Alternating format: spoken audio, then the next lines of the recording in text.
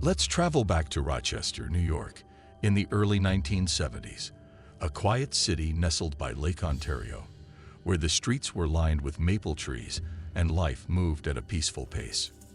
Back then, it was the kind of place where people still left their doors unlocked. But under that calm surface, something deeply troubling began to unfold. A series of tragedies struck the community, cases so unusual, they still haunt investigators to this day. This isn't just a story about unsolved crimes. It's about young lives, lost far too soon, and a chilling pattern that gave the case a name that would never be forgotten. They came to be known as the Alphabet Murders, and the questions surrounding them have never been fully answered. It all began in November 1971. A 10-year-old girl named Carmen Colon left her grandmother's home for a quick walk to the local pharmacy. It was a short distance, but Carmen never returned. Days later, her body was found outside the city. The community was shaken, but it wasn't until later that something unusual was noticed. Her first and last name shared the same initial, and the town where she was found also began with a C. At the time, this detail didn't raise alarm, but that would change. In April 1973, 11-year-old Wanda Walkowicz went missing after a trip to a nearby store. She lived close to where Carmen had been, and like Carmen, she had been walking alone. The following day, her body was found in a nearby town starting with W, her initials, also W. That's when people began to notice a pattern. Just a few months later, in November 1973, another young girl disappeared. Her name was Maenza, just 11 years old. She never made it home from school. 2 days later, her body was discovered in a town called Macedon, again sharing the same initial as her name, MM. 3 girls, each with the same initial for their first and last names, each found in a town that matched those initials. That's when the media stepped in and gave the mystery its name, the Alphabet Murders. To this day, the case remains unsolved.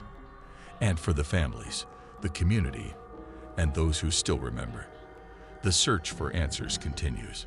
The fear, it swept across Rochester like a wave, transforming a once peaceful city into a place clouded with worry. Parents who used to let their children walk to the store or home from school suddenly held their hands a little tighter. Kids weren't just watched, they were closely followed. Strangers became suspects. The man at the bus stop looked at twice.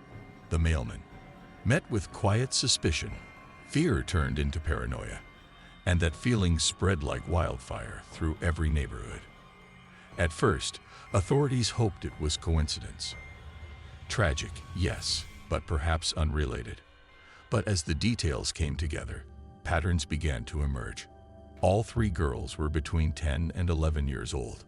All went missing during the day, in neighborhoods they knew. They came from working-class families, and heartbreakingly, each girl faced unique personal challenges that may have made them more vulnerable. It was starting to look like someone had deliberately chosen his victims, someone who was careful, too careful.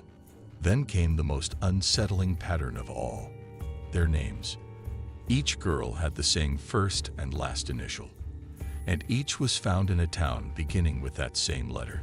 Carmen Colon in Churchville, Wanda Walkowicz in Webster, Maenza in Macedon. It seemed too specific to be chance.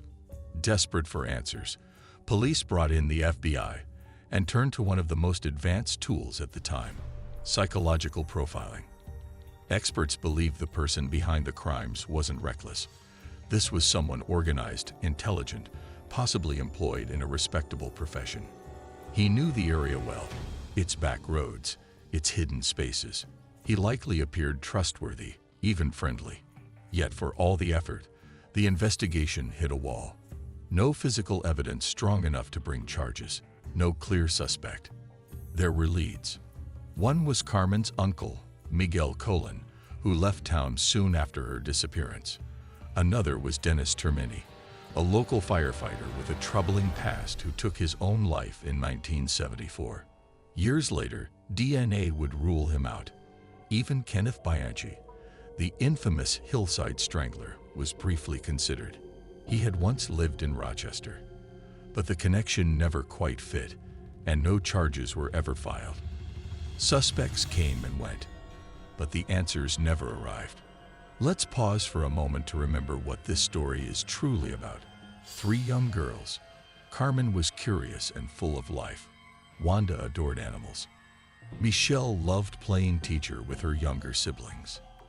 They each left behind families who still carry the pain. Parents who never stopped searching for answers. Siblings who remember them every single day. And a city that was forever changed. By 1974, the pattern ended. No more matching initials. No more related cases.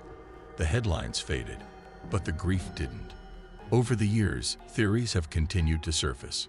Some believe the person responsible moved away or was arrested for another crime. Others think the killer acted alone and then simply stopped. There are even those who believe there could have been 2 individuals working together.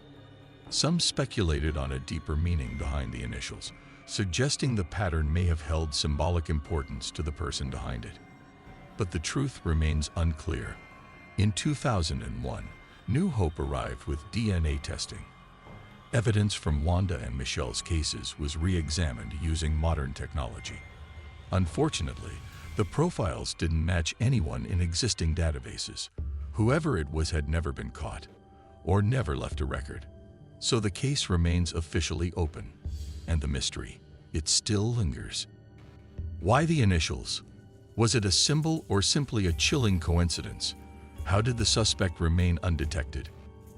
And perhaps most haunting of all, why did it stop? Drive through Rochester today, and you'll still see the neighborhoods where these girls once lived. The homes, the sidewalks, the schools. Life went on, but everything changed. Parents became more watchful, communities more guarded, and the idea that it could never happen here vanished forever. If the person responsible is still out there, time has surely changed him.